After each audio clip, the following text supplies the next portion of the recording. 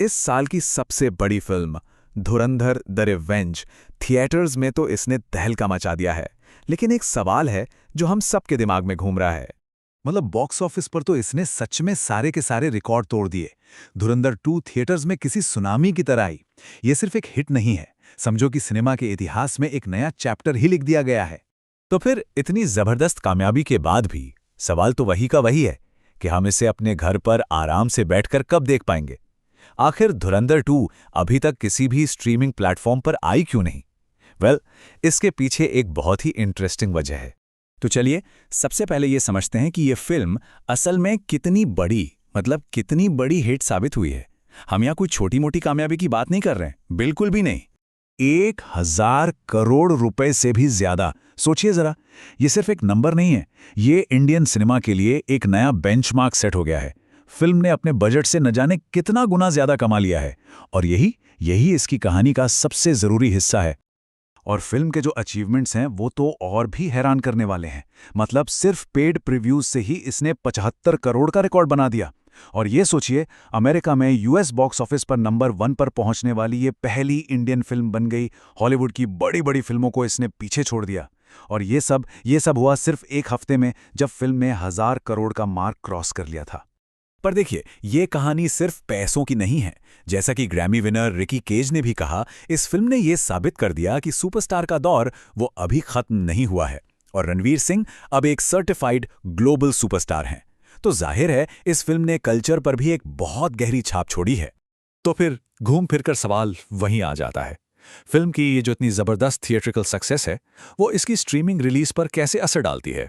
और यही वो पहेली है जो बॉक्स ऑफिस की चमक दमक को स्ट्रीमिंग की दुनिया की बिजनेस स्ट्रैटेजी से जोड़ती है। आखिर ऐसा होता क्यों है? क्यों एक ब्लॉकबस्टर फिल्म को ओटीटी पर आने में इतना ज्यादा टाइम लग सकता है? इसका जवाब छिपा है एक कॉन्सेप्ट में जिसे कहते हैं थिएट्रिकल विंडो। चलिए इसको जरा समझते हैं।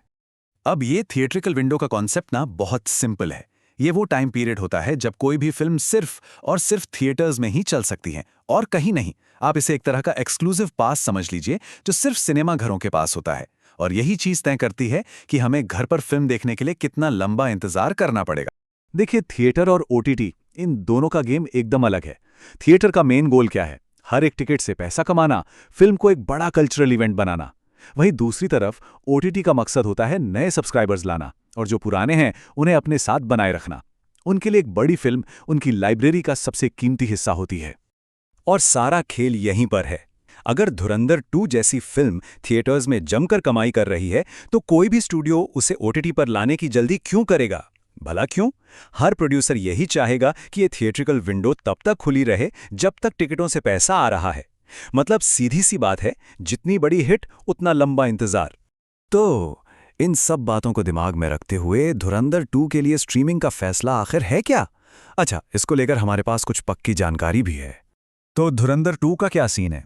रिपोर्ट्स की माने तो इसके डिजिटल राइट्स जियो हॉटस्टार ने खरीदे हैं, वो भी लगभग 150 करोड़ रुपए में।